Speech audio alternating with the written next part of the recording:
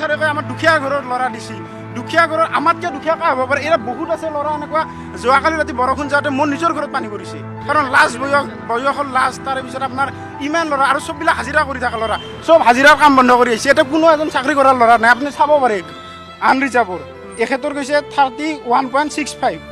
বা 67 আৰু এইটো এজন হৈছে ST কেণ্ডিডেট আৰু তেখেতৰ কৈছে আপোনাৰ 32.44 এইটো যিনকে এটা আমাৰ জেনেৰেল কেটেগৰীতকৈ এটা কাষ্ট চাৰ্টিফিকেট থকা ল'ৰা কেনেকৈ বেছি যাব পাৰে আপুনি কওকচোন এইটোতো অসম্ভৱ কথা আজিলৈকে ক'তো দেখাই নাই আমি অনুৰোধ CM ছাৰলৈকে যদি তাৰমানে আমাক যিটো নটিফিকেশ্যনত লেখা আছিল 2023 চনত যে এটা পোষ্টৰ এগেইনষ্টত 5জনকৈ ল'ৰাক ৰিটিনত মাতা হ'ব আৰু আমি ইমান ইণ্টাৰভিউ দিছোঁ আমি এটা কথা জানো এটা পোষ্টৰ এগেইনষ্টত যদি 5জনকৈ ল'ৰা মাতা হয় তেতিয়াহ'লে কাট অফ ইমান যাব নোৱাৰে আৰু যোৱাবাৰো এটা ইণ্টাৰভিউত এনেকুৱা গণ্ডগোল কৰিছে যে প্ৰথমতে তেওঁলোকে এটা পোষ্টৰ এগেইনষ্টত 2জনকৈ ল'ৰা মাতে 2জনকৈ ল'ৰা মাতাৰ বিনিময়ত কাট অফটো বহুত হাই গুচি যায় আৰু পিছত যেতিয়া তেওঁলোকৰ এটা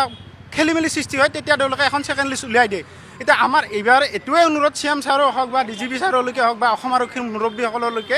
যে যদি 5জনকৈ গৈছে আমাৰ কোনো আপত্তি নাই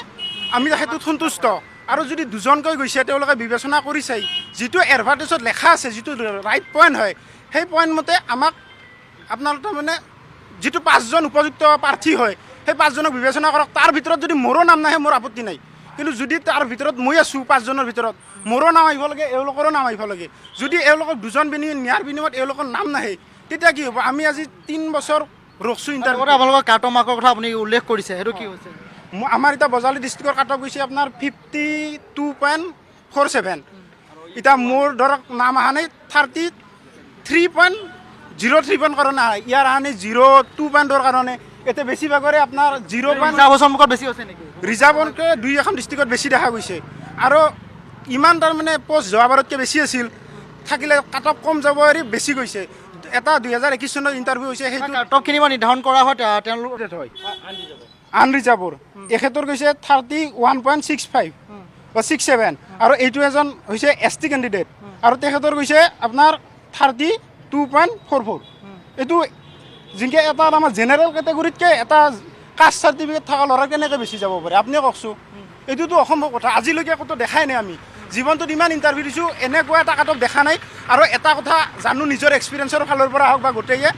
আমি ক'ব পাৰোঁ কোনটো ইণ্টাৰভিউত কিমান কাট অফ যায় কাৰণ ইমান আমি দিছোঁ ফিল্ডত আমি দাউৰতে এটা কথা জানো যে সেইখন ফিল্ডত কিমান মাৰ্ক উঠাব পাৰে আমাৰ যিখন বজালে ইণ্টাৰভিউ হৈছে 4 দিন ইণ্টাৰভিউ হৈছে মোতকৈ বা ইয়াতকৈ দাউৰব পৰা ল'ৰা মানি ল'লোঁ আমি 100 আছে